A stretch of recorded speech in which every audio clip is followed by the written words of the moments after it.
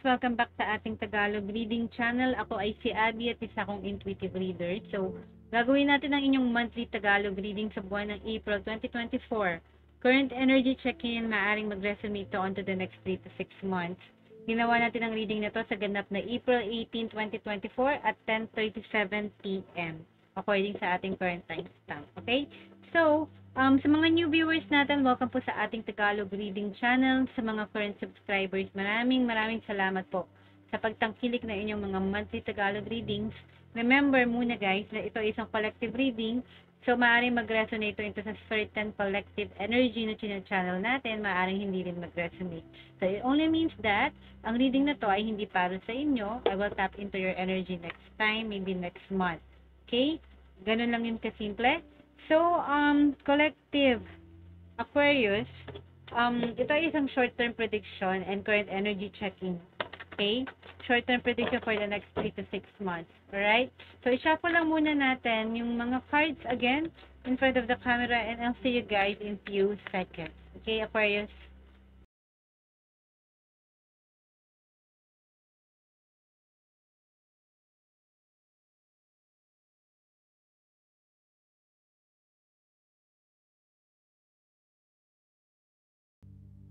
Hi again, Aquarius. So, gawin na natin ang inyong general light reading at gagamitin natin ang Keepers of the Light Oracle card by Kyle Gray. So, mga spiritual beings to ascendant masters and mga guides from different walks of religion and the belief system na maaari niyong makita. Okay? Let's see what your guide has to say para sa inyong current energy check-in this month. Okay?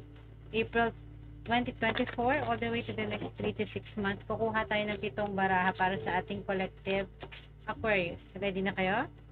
Okay? Alright. So, at position 1, Aquarius, nandyan si Mercury, open communication. No? Maring relate din to sa recent or sa upcoming Mercury retrograde. So, check your calendar. Okay, yan ang position 1 nyo. Alright, usap ko lang para may space. Okay. Now, at position 2, nandyan, wow, si Mother Mary. Love and peace. Aquarius. So, first time natin nahugot si Mercury so far sa lahat ng mga reading na nagawa natin. I think kayo ay pang 5. Okay? Tama ba? Pang 5 or pang 4 kayo sa ginawa ko so far at sa inyo lang nag-appear for the first time si Mercury for this month. Okay? At position 3, nandyan si Radha, Soul Flame, Indian ano to? God or Goddess or Deity. Okay? And then Mercury is associated sa planet of Mercury as well. Ang planet of Mercury, para sabi ng Mercury retrograde, diba? Link siya sa communication. At position 4, nandyan si Sanat Kumara, I think Indian din to, light activation. Yan ang at position 4 mo. Sa ikalima, nandyan si Saint Germain, karma releasing. No? Si Saint Germain is in charge sa healing, no? Kasi ang sinasabi dito parang he carries this purple energy or chakra. Some people, nabasa ko, they can connect to Saint Germain at nasa-channel nila yung message niya. Okay? I don't know if he's Catholic or what. So, first time ko rin siyang na-encounter sa card na to. And then we have at position 6, first time din tong lumabas. So far, for this month, inyo lang lumabas to, Aquarius. The Shekinah, Sacred Self. Alright? And, yan lang natin. At the center nyo, nandyan si Paul the Venetian. Puro mga first-timer cards to halos. Like this one also, Experiencing Grace. Maybe Catholic din to. Si Paul the Venetian at si Saint Germain. Tingnan nyo, parang magkahawig sila, diba? Except na ito may rose. Ito is, parang diamond yung nasa puso niya. Or rose din, magkaiba lang. So, mas malaki lang yung petal. Pero, para silang basically magkahawig. Yung balbas sa bigote, no? Anyway, ito full bearded lang. And iba yung style ng buhok. But anyway, let's begin on your reading. Napansin ko lang, I don't know if may link ba tong dalawang to sa reading mo or what, but we'll see. Okay, at position 1, may Mercury, open communication. Ito yung kailangan mong i-release. Maybe nag-hold back ka sa communication tungkol sa isang sitwasyon or sa mga tao or sa isang connection. Maaari din na nag-aantay tayo ng communication. So, finally daw, kung may blockage sa communication lately sa buhay mo, no, it's about time na i-activate mo ang yung throat chakra connected sa communication. But anyway, basahin natin. Ang sabi dito, get a weight off your chest. Maybe hindi tayo vocal sa mga bagay-bagay lately or we're not that honest. So, kailangan mo daw ilabas yon kasi mahirap kimkimin. Okay? So, kung medyo may blockage, so nag-aalangan tayo na mas maging honest and open dahil takot tayong mawala yung tao or magalit sila sa atin or they won't take it lightly. You know, try to approach it in a good way, no? Para they might take it at parang lightheartedly, okay? Or it could be na takot tayong mawala sila or makasakit, no? Pero sinasabi dito, ilabas mo kasi yung mga things na mabigat sa dibdib, okay? Kailangan mo i-voice out yon. Speak up with love and be heard. See, bago natin basahin to, even before basahin ko to, hindi ko alam yung next line dito. Sinabi nga natin na, alam mo yun, maybe i-change natin yung approach natin. Kung takot tayo na makasakit ng ibang tao, maybe, like I said, gawin natin na medyo medyo light pag nagsasabi tayo ng sa loobin natin sa ibang tao. But still, you know, ang sinasabi to, learn to be more communicative daw about your feelings and your thoughts. Okay? Huwag mong kimkimin yan kasi in the end, kasi pag hindi natin na-i-release, no? Sa release position or na-ilabas to or na-i-voice out, mabigat yung energy na dala nito. Napaka-low vibrational at dadalhin mo to. And it will never benefit you in the long run. Pag nagdadala tayo ng mabibigat na sa loobin sa dibdib natin, na kinikim-kim, din natin nasasabi na napupuno and then eventually mag-explode tayo. So, ayaw natin mangyari yan. Okay? Now, rain check pa rin natin ang emotion dahil ang communication, I believe, connected pa rin yan sa yung heart chakra, yung throat chakra. Anyway, lahat ng mga 7 chakras are interrelated. At position to Mother Mary nag-appear, she represents love and peace para sa iyo, Aquarius. Okay? So, ang sabi dito, let go of the need to be right. Choose peace. Okay? So, in between misunderstanding, fight, or disagreement, no? Kung medyo heated na, or medyo passionate na tayo sa discussion or agreement, we need to always, no, support and yung part na mediator or kalma lang tayo. Okay? Ito yung kailangan mong ipagpatuloy. So, malamang you have this trait na mas ina-advocate mo yung calmness, no? Yung peace, no? Sa lahat ng bagay more than anything else, no? More than the need to be right. Which is a good thing, di ba?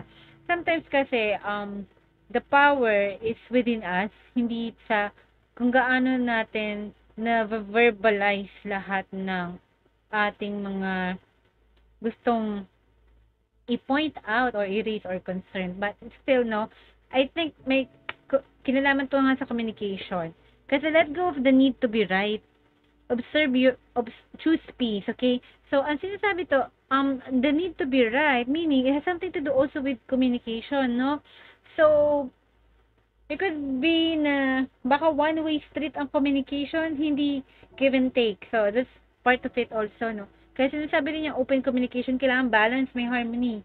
Kaya nandyan siya. I think you're advocating na mas mag-prevail na ang love over sa yung pakiramdam mo na dapat maging tama ka. Mahal mo ba yung person? Mahal mo ba yung situation? Mahal mo ba yung trabaho mo, yung career mo, yung business mo? So, mas pipiliin mo na mas balance, mas tahimik, di ba?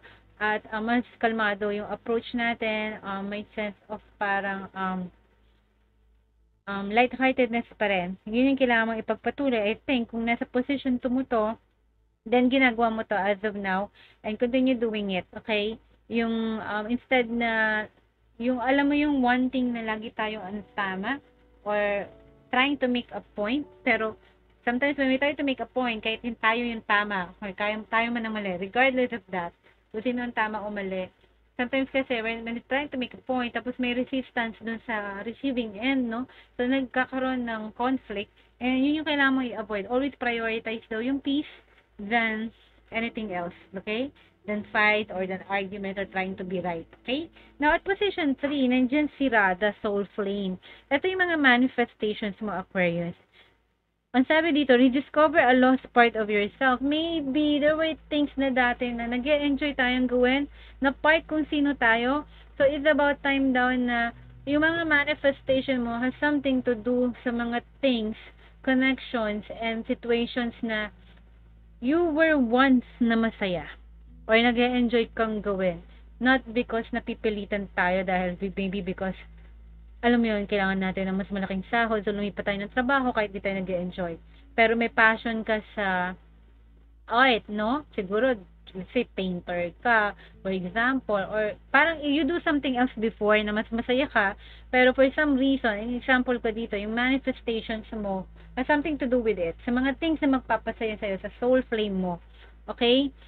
So, i-rediscover mo daw yung nawalang, siguro yung mga old hobbies mo, maybe you pick up or i-rediscover mo ulit yung things that you like or you support or you believe in. Maybe somewhere along the way, no, we lose track of the things that we like for the things that we need, no? Parang ganon. So, ang sinasabi dito sa manifestation mo, rooted yan sa mga things na makakapagpasaya sa'yo or nag-enjoy kang gawin. Okay? Experience relationship harmony and healing. So, what did I just said? Kasi nandiyan si Mother Mary, nandiyan ang communication. So, may issue lately on things, no? Especially sa mga discussions, agreements, misunderstanding, ano ko, no? Na something to do with mental. Pero over that, sinabi dito, no, you choose peace and love and peace. So, pag may love and peace ka, represents Mother Mary, ang sinasabi dito ni Soul Flame is that you will have a relationship na balance, no? At healing. Yung healing is relax na parang kung may pagtatalo, disagreement, hiwalayan, kailangan ng reconciliation. So, yun yung kailangan nating i-manifest. Nasa manifestation position siya. So, it means na there are things na hindi mo ginagawa or nilet go mo before by choice or by force or by circumstances kahit ayaw mong pakawalan. Be it people, situation, and connection. Kailangan mo mag-heal from that. But still, it's about time na balikan mo. Okay, i-rediscover mo ulit what it is like. Ano yung nararamdaman mo na ang saya-saya mo when you have this situation, when you have this person, when you have this connection. Ang sayang balikan. Okay, yun. I-rediscover mo yun. I-rediscover mo. It doesn't have to be with same situation or people, but you know, if you can get back, di ba? Pag kung pwede kang get in touch with this, maybe sa childhood mo, old friends, old acquaintances, you know, these things, parang it could help you para spiritually, okay, it could help your soul, feed your soul, no? Kasi di ba may mga book nga na parang chicken soup for the soul. For some reason, maybe you could read those books, no? Chicken soup for the soul. It has something to do with feeding your soul, no? It has something to do with manifesting things that's related to your core, yung gustong-gusto mo. Okay, so sinabi dito, choose, no, love and peace over fight, disagreement, and open communication. And from there kasi, yung mga manifestation na yan, no, pag ginawa mo yan, open communication, and you choose yung pagmamahal at kapayapaan sa buhay mo, makaka-experience ka daw, ang maaari mong ma-manifest yung mga relationship na balanse at alam mo yun, it's very healing, maaaring may reconciliation. Alright? Now, at position 4, si Sanat Kumara, light activation. So, represents light, no? Shine your light. So, ito yung external energy mo. So, may something sa'yo that is good vibes, no? Na maaaring hindi pa nakikita o hindi mo pa nare-realize. Okay? There are a lot of good things, surrounding energies para sa'yo na nakaka-influence sa magandang mood mo or vibration mo lately. Okay? Shine your light daw. Yung internal guidance mo, yung internal compass mo sa sarili mo, yung moral compass mo, yung what you think is right. Ano yung mga moral code mo? I think you're on the right track pagdating doon sa mga principles mo sa buhay. Maybe talagang you're righteous, you're upright, you're religious, you're spiritual. Okay? So, yung internal guidance mo na mga yan is coming down through loud and clear. So, it's like you're a walking, like, hindi ko naman sinasabing angel. External energies, napakaganda para sa'yo. Maaaring makaka-influence to sa mood mo that you will be like parang, hindi ko naman sinasabing beacon of light or beacon of hope, no, or like a lighthouse, or it's like you will be admired for that, na nakikita yung ganda mo. Okay, yung beauty mo from within, hindi lang sa panlabas. Okay? So, yung goodness to nararamdam ko, napakaganda ng soul mo. Good soul, good spirit. It's about time na makita yon externally ng mga na tao sa paligid mo, ng mga sitwasyon sa paligid mo, no? It's about time na i-unleash mo yan and people would see it. Mare-recognize din naman nila eventually yan. Kasi yung external energies nakaka-influence sa'yo, maaaring yun ang nagpapataas ng vibration mo. Kaya it may cause you parang ang saya-saya mo, nasa good mood ka, you take things lightly lately, kasi nandiyan yung open communication, love and peace yung soul flame. So these three, no, pag ito nagawa mo, no, itong tatlong to, what do you need to release, yung kailangan mong gawin, at yung kailangan mong i-manifest, in soul flame, connected yan sa something na makakapagpasaya sa'yo, the things that you used to do before, you na-rediscover mo uli. And, ang taas, parang tataas yung frequency mo, yung vibration mo, it's a brand new you, okay? Ganon. Ang ganda ng aura. Yun ang sinasabi ko dito. Right? Now, at position 5, naman, Aquarius, no, si Saint Germain Karma Releasing. Ito yung kailangan mong ibigay sa sarili mo. Kailangan mo daw i-release yung mga good and bad karma, okay, within yourself and to other people as well. Ito yung kailangan mo ibigay sa sarili mo, no. Let go of toxicity. Yun, yung benefit mo. Mabe-benefit mo from this. Okay? Move beyond drama. So, iwasan mo yung mga drama. Huwag kang maging absorber or absorbent ng mga drama ng ibang tao o katoxican, okay, and situations na hindi naman ikaw talaga nagko-cause, pero maaaring na-involve ka, nadadrag ka, okay? Create your own path, okay? Kasi hindi ka meant para sa ganong situation, para sa ganong mga tao. At sinasabi dito, iwasan mo yun at gumawa ka ng sarili mong direction sa buhay. Light activation, lumabas. So, create your own path, something to sa light activation. And don't be like them. Okay, kasi, di ba, beyond drama, I felt like yung drama na yun something to do with yung need to be right and you need to choose peace, okay? Yan yung move beyond drama. Choose peace.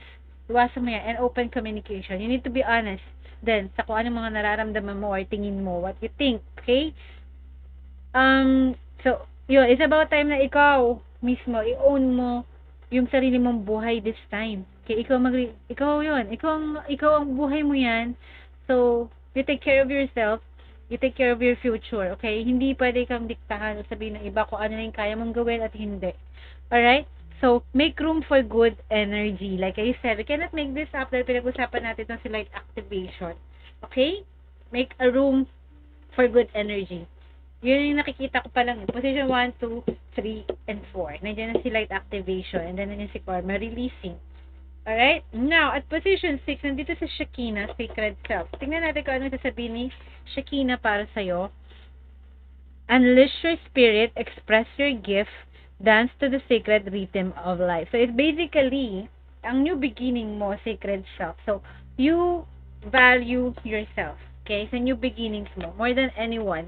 Okay? Hindi ito pagiging selfish. Okay? Ikaw, as a person, lahat tayo, we're divine, we're sacred, no? Yung body mo is a temple of your soul. Okay, you need to take care of your physical health. You also need to take care ng spiritual health mo. And that is yung sacred self mo. How do you feed your soul? Nandiyan ang soul flame. Okay, you choose love and peace. Yes, it's take care mo yung sarili mo. Yung mental health mo, yung physical health mo as well. Kasi kung tayo ay affected ng mga tao na or situation na natitrigger tayo, yung mga negative emotions like sadness, anger, ano pa ba, depression or disappointments, no? Then, as a reminder, choose love and peace, okay? Always, I think kailangan may pagpatuloy. I think yun naman yung pinipili mong path. And, when you choose that calm and peace, no, yung light na yan, no, yung spirit mo, like I said, no, you will be in a good space sa mga new beginnings mo. So, isipin mo lagi, lahat ng ginagawa mong self-work para sa sarili mo, para yan sa mga bago mong simula at mga manifestation. Okay? Yun ang iisipin mo. It's not being selfish, inaalaga mo yung sarili mo. Okay, pagdating dito sa mga new beginnings mo. Express your gifts, explore mo yung mga talents mo. Kasi nandiyan yung rediscover a lost part of yourself. Maaaring nandiyan yung mga gifts na iniwanan mo, inabanda mo. Let's say, magaling ka mag-drawing. Pwede ka maging painter, pero dahil nga practical na ngayon, nag-nurse ka. Parang ganun. Or, gusto mo ng mag-alaga. So, passionate ka, kaya gusto mo maging nurse, ng passionate ka sa aalaga ng mga tao, so kaya gusto mo maging nurse or maging doctor, but you ended up on a different path. So, parang gano'n, no? So, express your gift, i-utilize mo siya, mga new beginnings mo, gamitin mo yung talent mo na makapagsimula ng something na gusto mo. Maybe magaling ka magluto, gumawa ka ng cooking vlog, magaling kang mag-vlog, gumawa ka ng TikTok account, baka bigla ka mag-trend. You know these things, mga new beginnings, surprises na magugulat ka na parang, oh, yung gift ko na pakinibangan ko, no?